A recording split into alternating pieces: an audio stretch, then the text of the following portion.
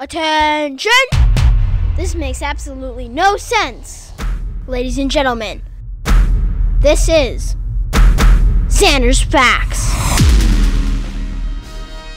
Hello everybody, what is going on? Welcome into Zander's Facts. I am of course the aforementioned Zander, and no, for the third straight week, this is not a new episode of the Zander's Facts podcast. It is another Zander's Facts Flashback. But no fear, because Zander is returning, myself, even though you're listening to me, but a new podcast episode is coming next week, Wednesday, August 24th. Mark your calendars, because it's going to be very special. After a 3-week break, Zander's Facts is coming back, which I'm going to talk about a little bit after the flashback. But before the flashback, I just wanted to let you know that if you like listening to the Zander's Facts podcast and all the Zander's Facts flashbacks, then remember to click the follow button on this podcast, download this episode, this Zander's Facts flashback, and all the episodes of the Zander's Facts podcast. Remember to rate the podcast, review the podcast, then go on all your socials, Twitter, Facebook, Instagram, TikTok, Zander's Facts, that's Zander with a Z, and most importantly, remember to tell all your friends, spread facts, Zander's Facts podcast, tell all your friends about Zander's Facts flashbacks, any past episodes of the Zander's Facts podcast, and tell them that there's a new episode coming out next week, and they need to check it out. And also, you can listen to our new episodes on YouTube, Zander's Facts on YouTube, go check that out, and the Zander's Facts link tree has all the Zander's Facts links that you need, including for Zander's Weekend Facts, the weekly newsletter, which has been publishing new editions every Sunday. So go check out Zander's Weekend Facts in the link in this episode's description. So this week is another Zander's Facts flashback. And this week we are going back to January of this year, January 19th to be specific, for our big redistricting podcast. It was actually episode 50 of the podcast. And when we come back, it's going to be episode 73. Who cares? That's going to be next week's episode. But we're going back to episode 50 from January. We talked about a ton of stuff. There was an emergency facts, football picks, I think. It was the football postseason, which is actually coming out. I'm going to talk about football after the flashback, so make sure to stay tuned. But I have football picks. But what I'm going to play is our main topic we had this week, which was redistricting, because it only comes once every 10 years in the United States that we draw new lines for our congressional districts and our state legislature districts. It only happens once every 10 years with the new census. So I kind of broke down how it was playing out state by state, and there were a lot of numbers, and people probably got very bored. Guaranteed! But it is very important. So, even if you're bored, I don't care, because they're facts. And you can never get bored by facts, so I don't know how you got bored. But anyway, that's from January. So, if there's anything that's a little outdated, just, it's from January. But I am going to provide a little bit of an update when the flashback is over for Wednesday, August 17th. So you will be up to date by the time this episode is over. So make sure to stay tuned. But let's get started with this flashback. We are going back to January, episode 50, to talk redistricting on the Zander's Facts flashback.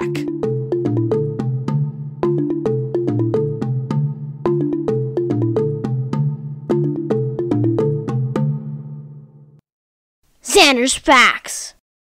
Our main topic this week involves politics, because it is time for something very special to happen. It only happens once every 10 years. Tell me. No one knows what I'm talking about. I'm talking about redistricting. Oh. Because in the United States, we only get to redistrict every 10 years. The federal government, every 10 years, conducts a census to count how many people live in the United States. This includes how many people live in each locality, like a city or a state or a county or whatever, and also includes demographic information such as age groups, race, and economic data like wages, incomes, all that stuff. So, why are we talking about the census? Well, the census was conducted by the Census Bureau in the year 2020, which is now 2 years ago, for the 24th time in the history of the United States. And for the first time in 2020, people could conduct the census online or on the phone instead of filling out paper thingy. Good to know. However, the 2020 count was also marred with controversy while it was taking place, and it is still controversial today. let's talk about it, because while the count was going on during the pandemic in 2020, the Trump administration was fighting in court to make sure that unauthorized immigrants were not counted towards each state's congressional seat and electoral vote numbers. Now, this was despite the fact that Article 1, Section 2 of the United States Constitution mandates that a census be taken every 10 years, and Article 2 of the 14th Amendment, which amended Article 1, Section 2, stated that, quote, representatives shall be appointed among the several states according to the respective numbers, counting the whole number of persons in each state, unquote. It's the truth. So basically, what Donnie Boy wanted to do was make sure that unauthorized immigrants were not counted in the census, when 23 other times in this country, unauthorized immigrants have been counted in the census. So that was an issue, and the administration was ultimately denied this request. So while all that was going on, the Census Bureau was still dealing with conducting the count during the beginnings of the pandemic, when everyone was locked down, which forced the Bureau to actually miss the legal reporting deadline for the first set of results. So that's why redistricting usually happens last year. It's kind of being pushed back to 2022, which is not normal. And additionally, the Trump administration requested that the counting end on October 15th of 2020 instead of the intended October 31st date, and the Supreme Court said that you can do that. They said that on October 14th, so the count had ended earlier than it was supposed to. Uh-oh. So the Census Bureau was dealing with all those issues, and now we all knew all of this stuff. This is not new information. But there are new documents that were released this past weekend, that showcased just how much the Trump administration was meddling in the 2020 census. There was a memorandum that circulated among top Census Bureau officials in September of 2020 that was finally disclosed on Saturday. It cited unprecedented meddling by the Trump administration in the 2020 census, and the memo listed several instances that senior census officials had experienced political interference while conducting the census, with these issues planning to be raised by the Secretary of the Commerce Department, who was at the time Wilbur Ross. The Secretary of the Commerce Department oversees the Census Bureau. What the heck does this mean? The memo's issues included computer formulas that make educated guesses on who and how many people live in households that did not complete census forms, a controversial new method that was known as differential privacy that the Bureau used to shield the identities of those being counted, and how political appointees had taken an extensive interest in how the Bureau would produce final population numbers and how they would find the number of voting age citizens. So that memo raised concern with the fact that former President Donnie Boy wanted to give the voting age population to states to draw political maps instead of the total population numbers, which has always been done in the past. Whoops. And finally, the memo voiced concerns that an effort to count the number of unauthorized immigrants would increase the political pressure put on the committee, and that the administration would exclude those numbers from the total population count, which, once again, has never been done before. So, the Trump administration wanted to end the census count early so that his administration could obtain the census numbers while he was still president. This was before the election, so apparently he knew he was going to lose. So that his administration could obtain the census numbers, deplete unauthorized immigrants from those numbers, and then send them to the states so they could draw new political maps. Of course, unauthorized immigrants have always been counted in the census, and this level of political interference in the census has not been seen in our modern age. Are you sure? Why are we talking about this? Because the census directly affects the number of congressional seats that each state gets, and it helps determine how congressional districts will be drawn.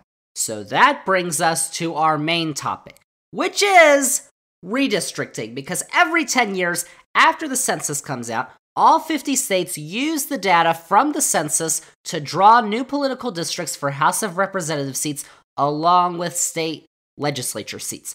So the way these districts are drawn can potentially determine which party gains an advantage to take the majority in the House of Representatives in DC or in a bunch of state legislatures. Nice fact. This happened back in 2010, when Republicans made large gains in the midterms of 2010 that year and were able to draw districts that benefited them in a bunch of states for the next 10 years. So now the way that redistricting process works differs depending on the state. Some states, the state legislatures themselves draw the districts, which usually benefits the party in power, with these usually needing approval from the governor. But in other states, there are independent commissions that have been created with the goal of drawing fair districts, although this does not always happen because those commissions sometimes are set up to fail. Not funny. So we're going to take a look at redistricting because a bunch of states have already approved new maps for the next 8 or so years. It's not even 10 now because we're already to 2022. And not all states have finished drawing their districts, but most states have. So, on this podcast today, we're going to take a look at what new district lines could mean for upcoming House elections in the 2022 midterms. We're taking a look at all 50 states. There are 50 states in the United States, if you didn't know, and we're going to take a look at how each state, all 50 states, are drawing their new districts. Oh, yay. But before we get started, there are a couple of states that have a different number of House districts and electoral college votes compared to the last 10 years, the last redistricting cycle. 6 states gained seats. Those states are Colorado, Florida, Montana, North Carolina, Oregon, and Texas. Texas gained 2 seats, the others gained 1. And meanwhile, 7 states each lost 1 seat. Those are California, Illinois, Michigan, New York, Ohio, Pennsylvania, and West Virginia. It's all true. And those are important because, as you know, the way we elect a president in the United States is that if you win a state, you get electoral college votes. The way that they come up with electoral college votes is by adding up the number of each state's representatives in Congress. So each state has 2 senators that represent them in Congress, so they automatically have 2, and then you add on the number of House of Representatives that each state gets. So Wyoming, for instance, only has 1 House of Representative, and they have 2 senators. So Wyoming has 3 electoral college votes. Virginia, for instance, has 2 senators and 11 House of Representatives. So they have 13 electoral college votes. There you go. If you say so. So let's get this started. Time for some state-by-state breakdowns. But first off, there are a couple of states that only have enough population for 1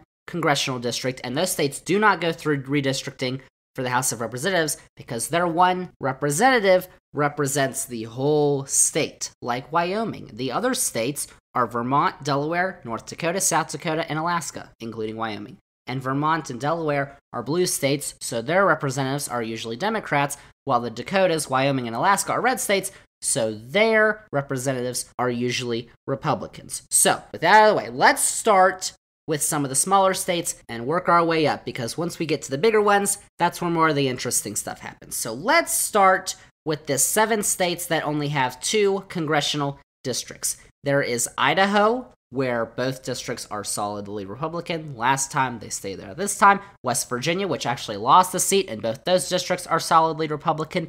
There is Maine, where both districts are held by Democrats, but one of those districts is rated as a lean Republican district, which is the same as the last map, so that's interesting. There's Montana, which added a seat. They only had 1 Republican seat. Now it looks like they're going to have 2. Those states have already approved their maps. There are 3 states that have 2 congressional districts that have not. That includes Rhode Island, who has 2 strong Democratic districts and is expected to remain that way with Democrats in control of the redistricting process. The same goes for Hawaii, but there's also New Hampshire. New Hampshire's last 2 districts were extremely competitive. They were both rated as toss-ups, but both are held by Democrats. So while there are 2 proposed plans, one by Democrats would include 2 competitive districts, while one by Republicans in the legislature would include 1 lean Democratic seat and 1 lean Republican seat. And that is something to watch for, as the Republicans are fully in control of the process. In New Hampshire, they have a Republican legislature, and they have a Republican governor. By the way, before I start throwing out all these toss-up and lean Democrat, lean Republican terms, even though I already did, just a quick definition here for you. A toss-up seat means that that district's political lean is within 5 points. So either Democrats have an advantage of 5 points or less, Republicans have an advantage of 5 points or less, or no one has an advantage. It's an even political lean, which is very rare, which is probably not the best. But also, seats that lean, if I say it's a lean Democrat seat or a lean Republican seat, that means that if it's a lean Democrat seat, the Democratic advantage is between 5 and 15 points. And if it's a lean Republican seat, the Republican lean on that district is between 5 and 15 points, and solid districts are over 15 points. Fact nugget. So there's some quick definitions. Let's continue rolling here because we've got 2 states that have 3 districts. Those include Nebraska. Nebraska is interesting because it is one of 2 states where presidential candidates are not elected as winner-take-all for those electoral college votes in that state. They only get a couple of that state's votes from winning the majority of that state, but they also get a vote for winning a congressional district. Like Joe Biden in 2020 won one of Nebraska's congressional districts, so he got a electoral college vote from Nebraska. Now, Nebraska has 2 solid Republican districts and 1 toss-up district that Joe Biden won, but it leans Republican. It is currently held by a Republican, and it looks like it's going to maintain its toss-up status in the next redistricting cycle. What do you say?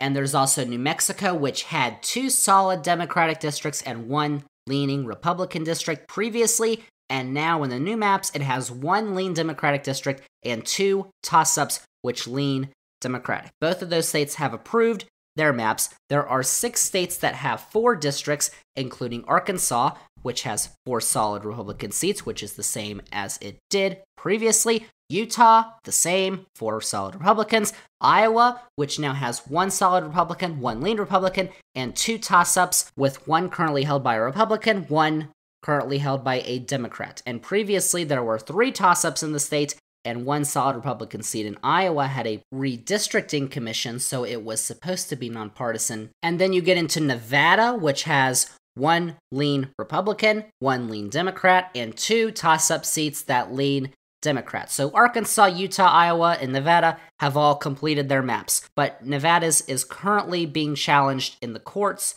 so we'll see what happens there. Seriously? Mississippi currently has 1 proposed map that is on the governor's desk as of Monday night, and that proposed map is similar to the current districts, 1 solid Democratic seat and 3 solid Republican seats. And Kansas, the other state that has 4 districts, has not proposed any maps so far. So we don't know what's going on with Kansas. No one cares. Now there are 2 states that have 5 districts. Oklahoma, which has 5 solid Republican seats, not a surprise. Previously, there were 4 solid Republicans and 1 lean Republican seat. They've approved their map. Connecticut's the other state that has 5 districts. Connecticut's maps are now up to the state Supreme Court because the legislature and the backup redistricting commission could not approve new maps. However, the maps are expected to be similar to the current ones, which include 2 solid Democratic districts, 1 lean Democrat, and 2 Democratic-leaning toss-up districts. And now there are 3 states that have 6 districts. There's Oregon, which gained a seat. It had 5, now it has 6.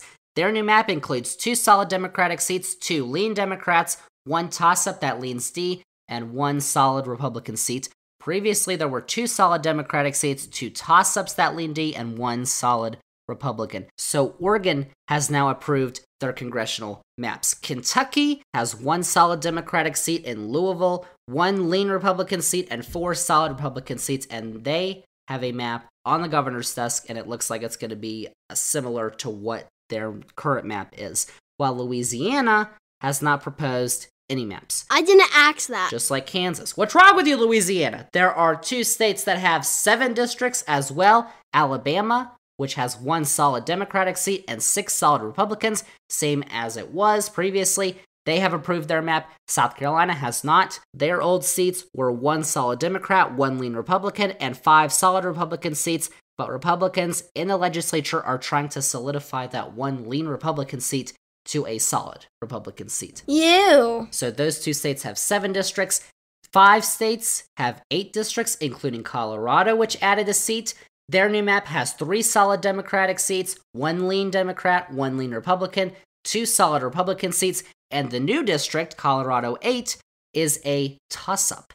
And Maryland has 5 solid Democratic seats, 2 lean Democrats, and 1 lean Republican seat. Previously, there were 7 solid Democratic seats, and that Republican seat was a solid Republican seat. So those 2 maps have been approved. The 3 states that have 8 districts that have yet to approve their maps are Minnesota, which previously had 2 solid Democratic seats, 1 lean Democrat, a toss-up held by a Republican, a lean Republican seat, and 3 solid Republican seats. And in Minnesota, since the legislature is split between both parties and the governor is a Democrat, It's likely that the courts are going to draw the maps in Minnesota. Missouri has not approved any maps yet. They had a solid Democratic district, a lean Democratic district, a lean Republican district, and 5 solid Republican districts previously, and the new maps that they're proposing are likely to be similar. And then there's Wisconsin, which previously had 2 solid Democratic seats, a lean Republican seat, which was held by a Democrat, a lean Republican seat held by a Republican,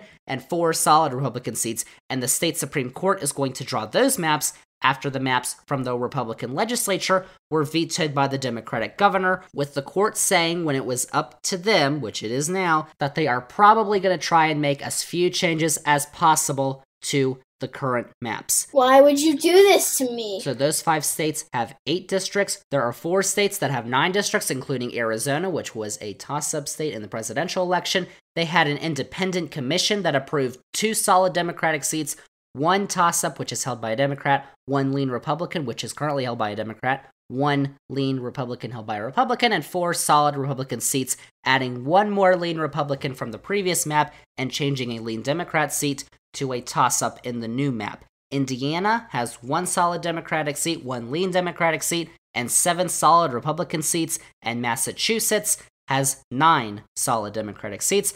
All those states have approved their maps. Tennessee is the only state with 9 districts that is not. Their old maps include 2 solid Democratic seats and 7 solid Republican seats. But Tennessee is interesting because Republicans control the redistricting process, and the maps that they have proposed look like they're going to try to move one of those solid Democratic seats to a solid Republican seats. To do that, they would have to split up Nashville, which the state's Democratic Party says if they do that, then they're going to sue them, because depending on what happens, they could be violating the Voting Rights Act. So, we'll see. Tennessee is one to watch. Watch it, buddy. But now we get into the states with double-digit districts, which include, usually, more gerrymandering, and are the states that are usually watched the most. Let's begin with Washington State, which has 10 districts.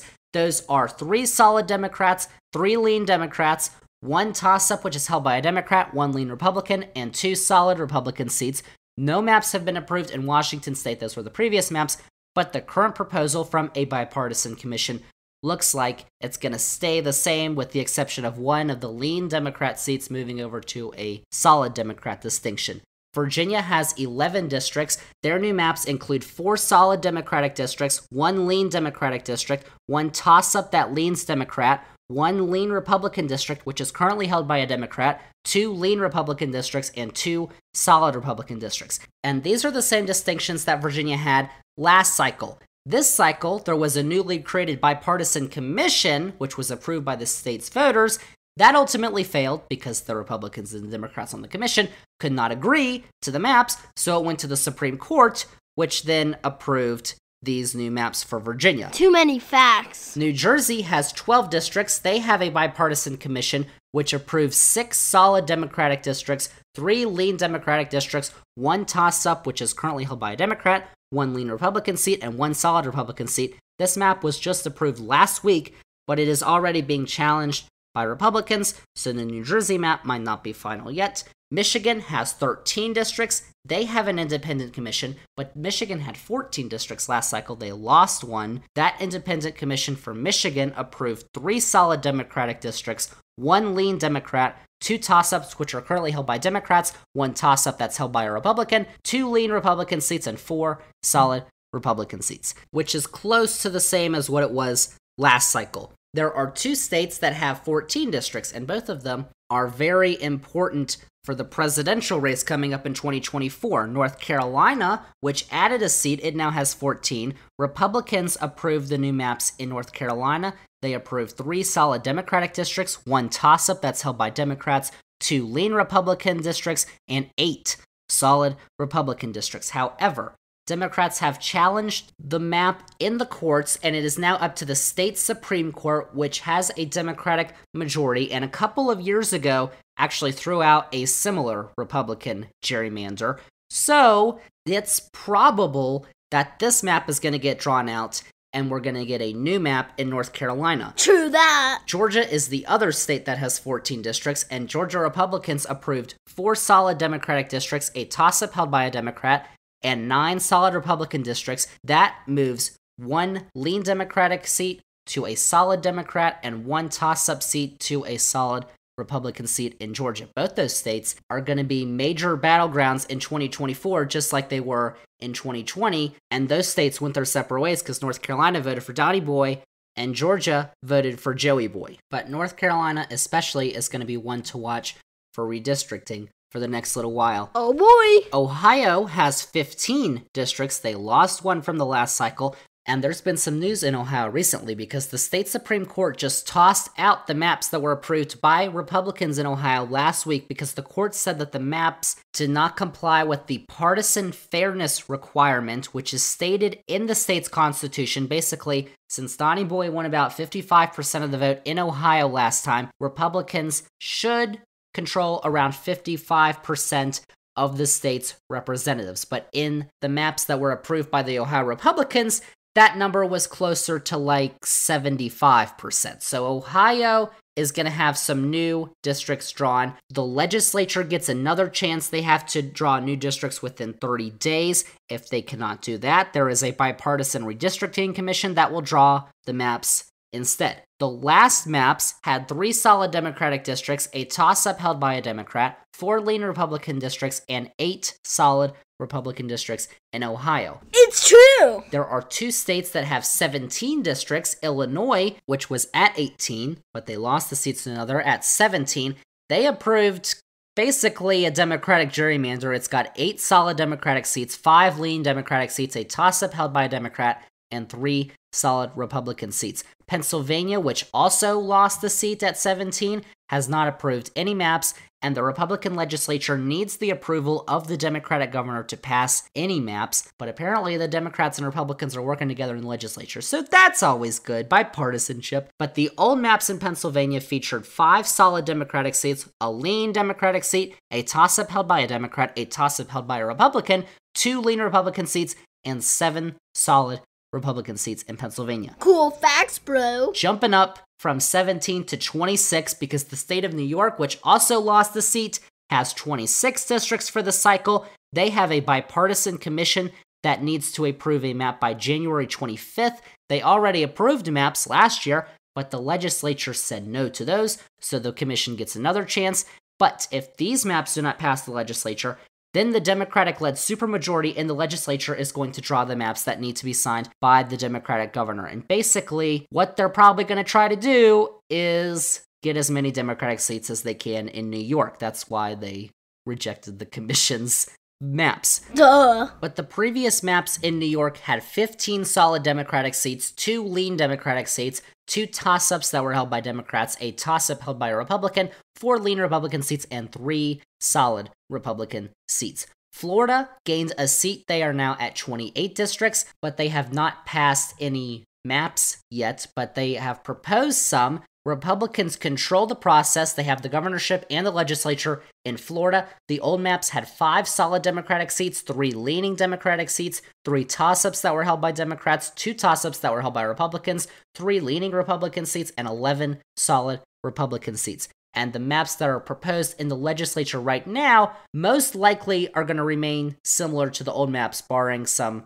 crazy thing, because, you know, to Santa Claus. Disgusting! But now we're down to the final 2 states. Bear with me, we're almost done with this thing.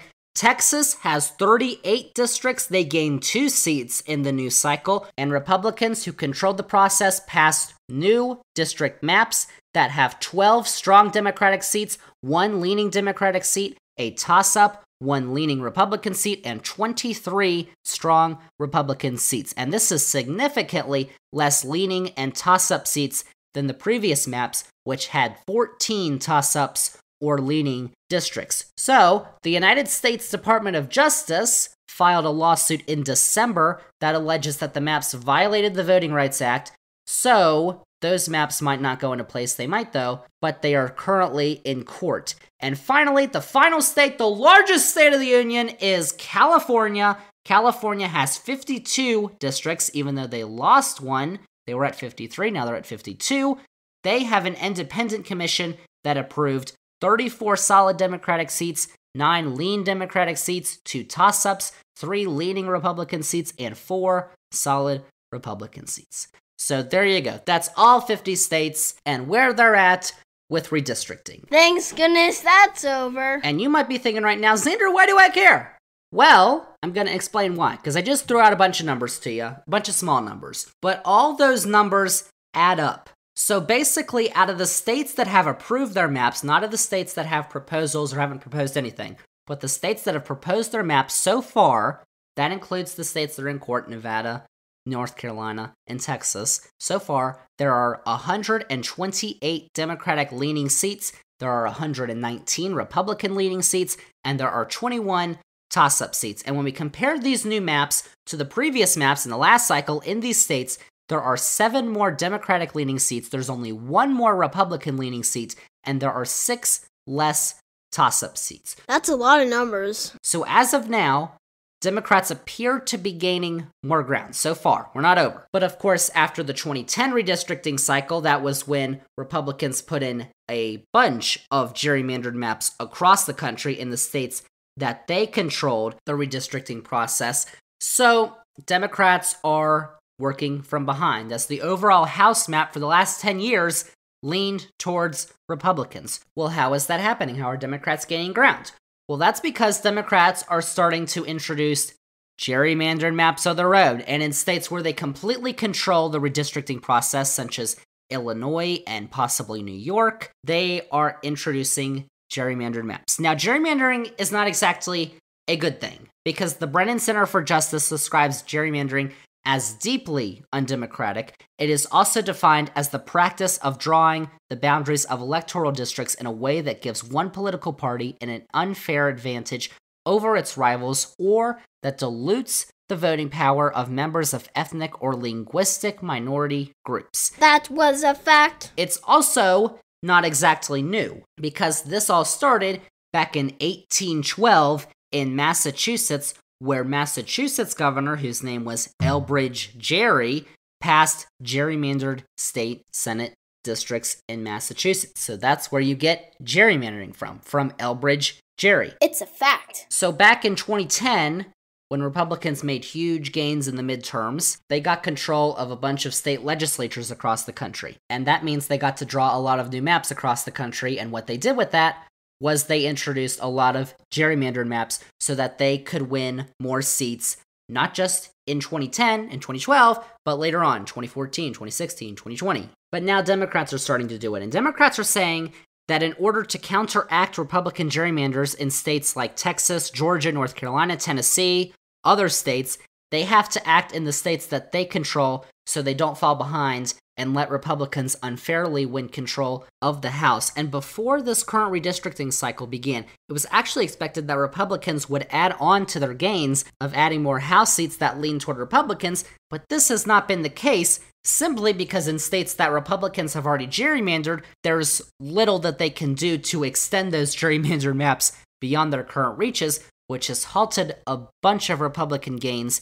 in a bunch of states. But now you're seeing Democrats start to make more Democratic-friendly districts in states where they control the redistricting processes. So Democrats are gaining more seats that lean towards them now in this cycle. Now, I'm not saying that gerrymandering is a good thing. It's actually a bad thing. Awful. But if Democrats did not step up to the plate, Republicans could probably lose by millions of votes nationwide, but they could still win control of the House, which doesn't make any sense to me because of the way that they have drawn districts. And of course, that's also because in the United States, we prioritize land voting, apparently, over population. And we could fix that by expanding the House of Representatives, which was last expanded back in 1911.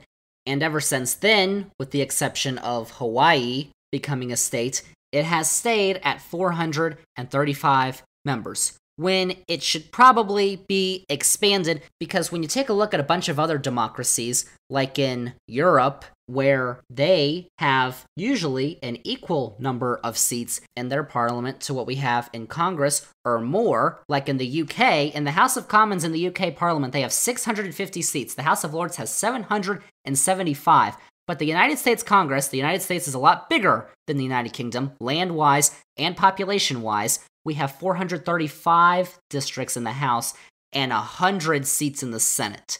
And even when taking a look at a country like Germany, we've talked about Germany's elections on this podcast. The Bundestag has 736 seats. How about that? And Germany, once again, is a lot smaller, land-wise and population-wise, than the United States.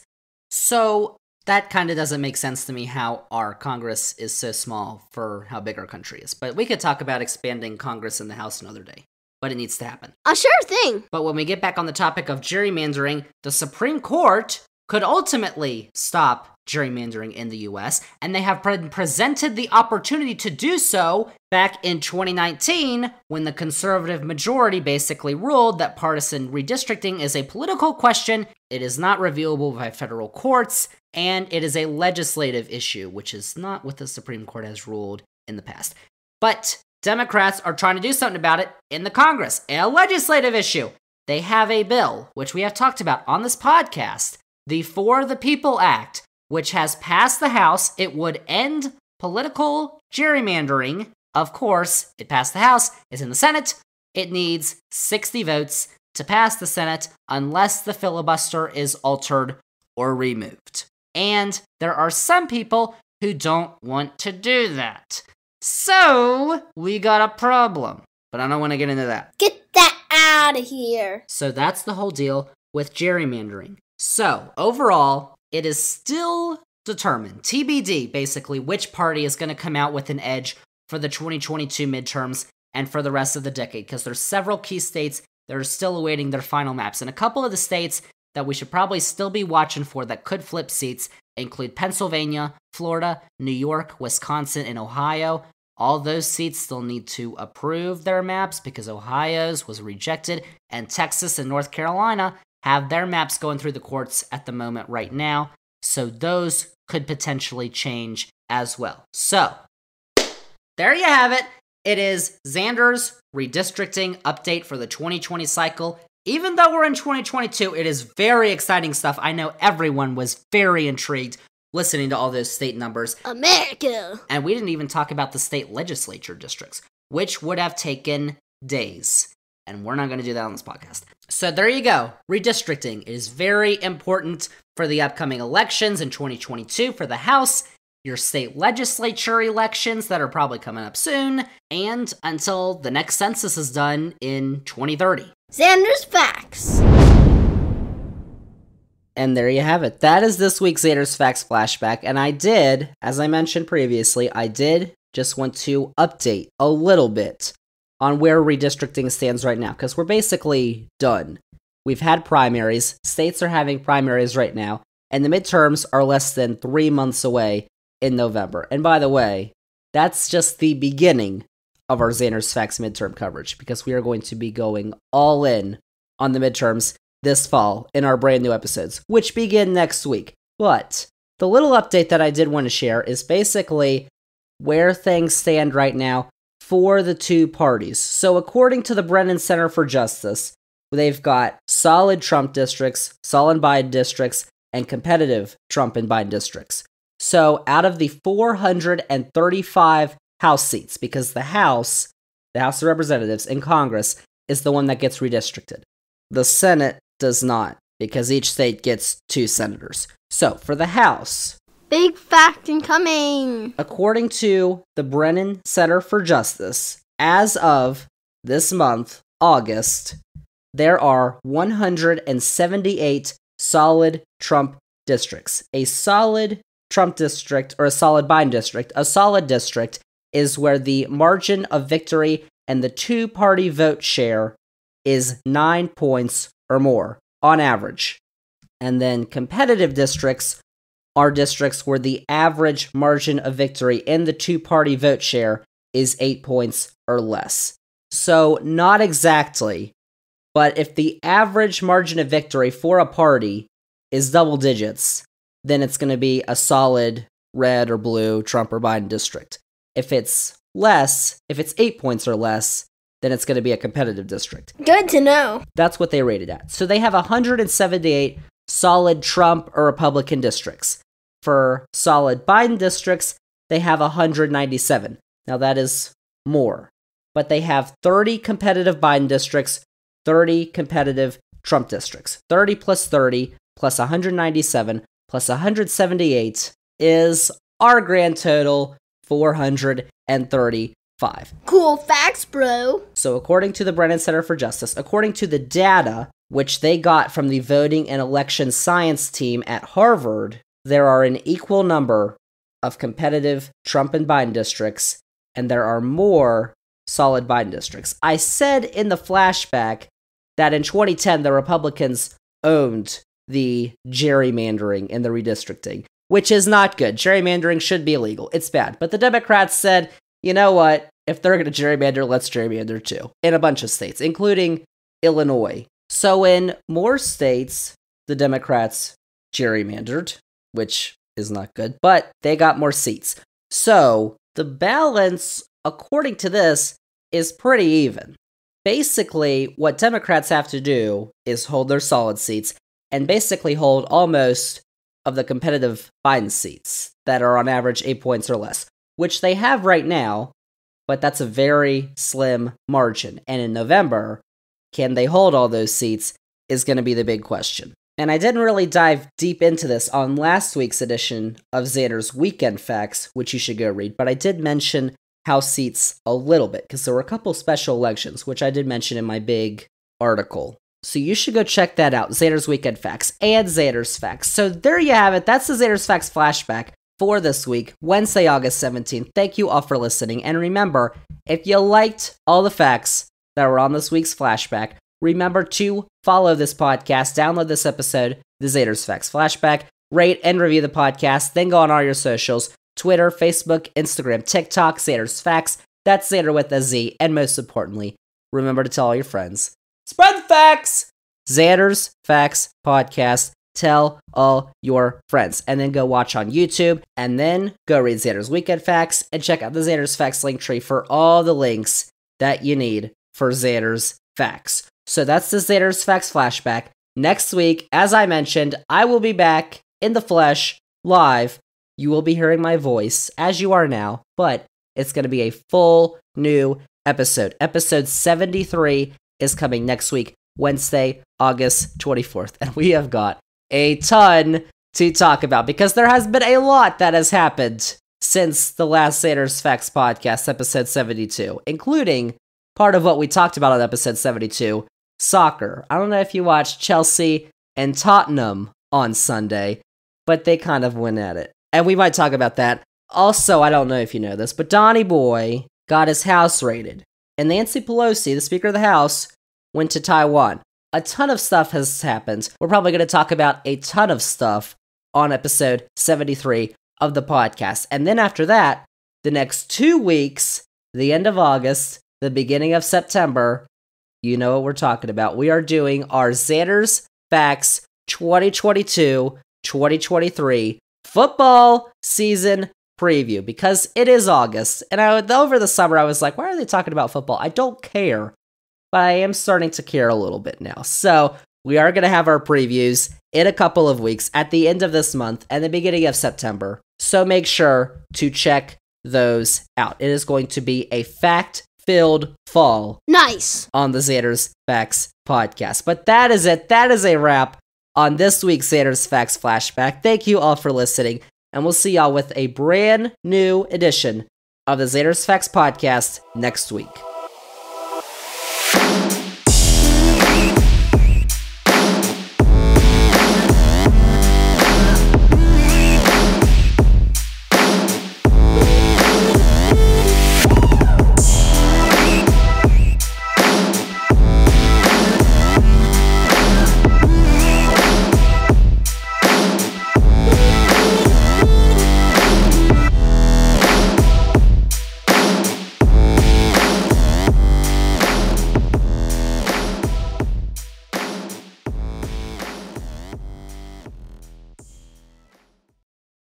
Are we done yet?